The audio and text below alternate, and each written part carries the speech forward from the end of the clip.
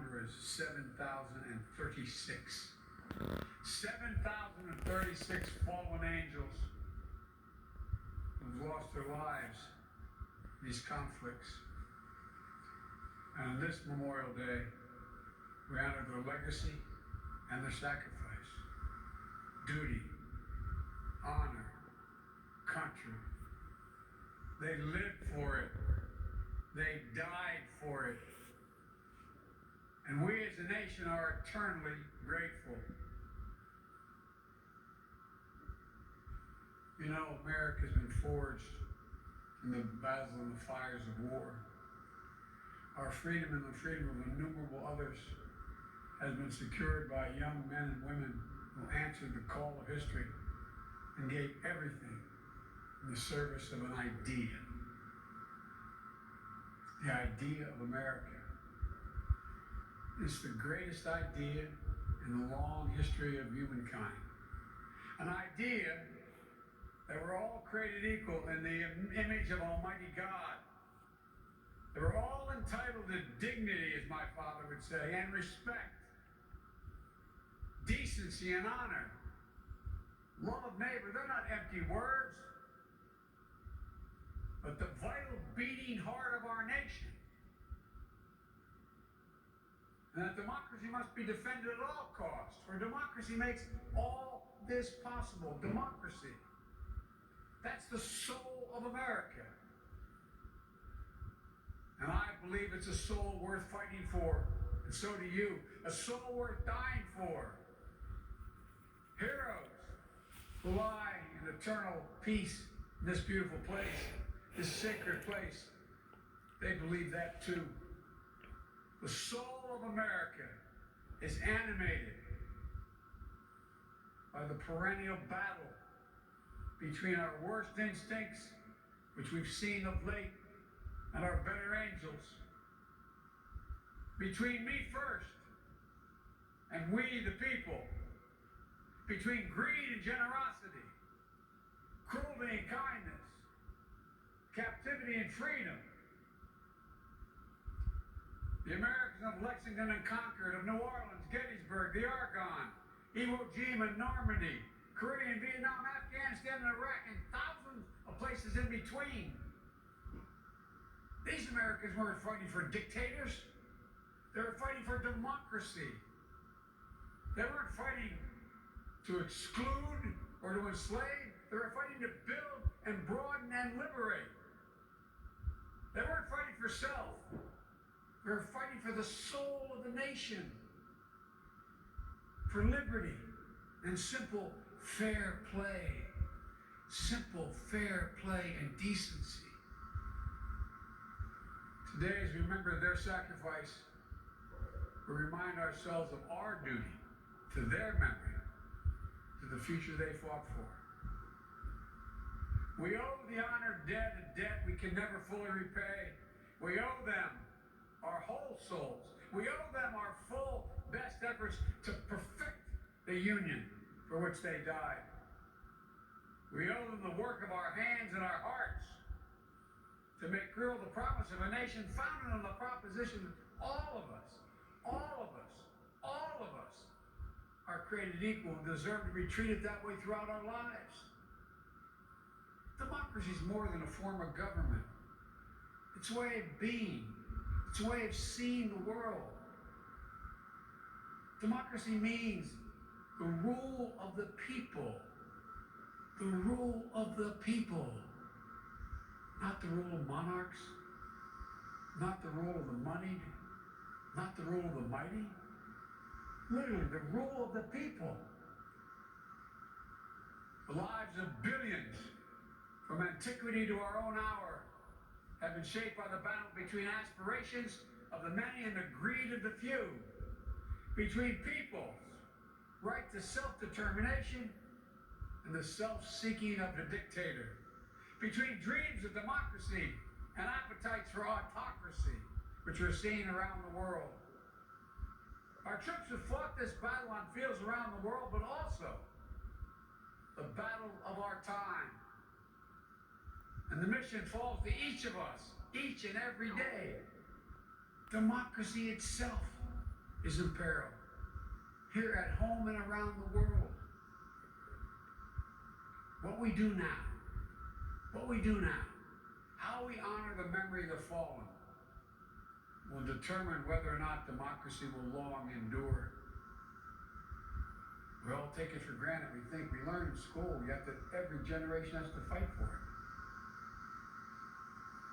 But look, it's the biggest question. Whether a system that prizes the individual, that bends toward liberty, that gives everybody a chance of prosperity, whether that system can and will prevail against powerful forces that wish it harm. All that we do in our common life as a nation is part of that struggle. The struggle for democracy is taking place around the world, democracy and autocracy. The struggle for decency and dignity, just simple decency. The struggle for prosperity and progress. And yes, the struggle for the soul of America itself. Folks, you all know it. Democracy thrives when the infrastructure of democracy is strong. When people have the right to vote freely and fairly and conveniently. When a free and independent press pursues the truth, founded on facts, not propaganda. When the rule of law applies equally and fairly to every citizen, regardless of where they come from, what they look like. Excuse me. Wherever Americans are, there is democracy. Churches and synagogues and mosques, neighborhoods and coffee shops and diners, bleachers and kids' baseball or soccer games, libraries and parks. Democracy begins and grows in the open heart and the impetus to come together for a common cause. And I might note parenthetically, thank you, TAPS. That's what you do. And that's where we'll be preserved. For empathy is the fuel of democracy. Let me say that again. Empathy is the fuel of democracy. Our willingness to see each other, not as enemies, as neighbors, even when we disagree, to understand what the other's going through. To state the obvious, our democracy is imperfect. It always has been. But Americans of all backgrounds, races, creeds, gender identities, sexual orientations, have long spilled their blood to defend our democracy. The diversity of our country and of our armed services is and always has been an incredible strength. And generation after generation of American heroes have signed up to be part of the fight because they understand the truth that lives in every American heart. That liberation, opportunity, justice are far more likely to come to pass in a democracy than an autocracy. If every person is sacred, then every person's rights are sacred. Individual dignity, individual worth, individual sanctity, the right to life, liberty, and the pursuit of happiness. We say those words so often, but think of it. The right to vote, the right to rise in a world as far as your talent can take you, unlimited by unfair barriers of privilege and power. Such are the principles of democracy. So how would you put these noble principles into practice? How do we do that? How do we make the idea real, or as close to real as we can make it? This nation was built on an idea. The only nation in the world built on an idea. Every other nation was built on ethnicity, geography, religion, etc.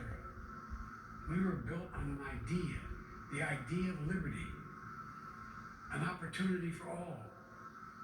We never fully realized that aspiration of our founding, but every generation has opened the door a little wider, and every generation has opened it wider and wider to be more inclusive, include those who've been excluded before.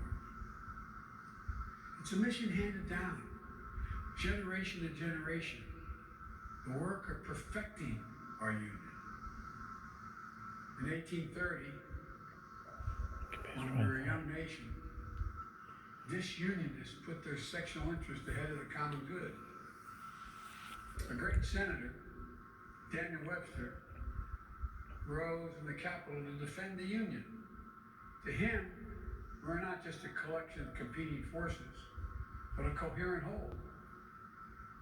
His cry, first uttered just across the Potomac in the Capitol, resonates even now. He stood on the floor and he said, "Liberty and union, now and forever, one and inseparable. Liberty and union." More than 142 years later, when I first came to the United States Senate, at a time when our country was so deeply divided over Vietnam, the struggle of civil rights, the fight over women's rights, I had the notion that my first task as I stood to make my first speech on the floor of the Senate, it all of a sudden hit me. I'm standing where Daniel Webster had stood. His desk was next to mine. And I was struck by the weight of history, as corny as it sounds, by the legacy, the work we're charged to carry forward. Liberty and union, now and forever. Now as then,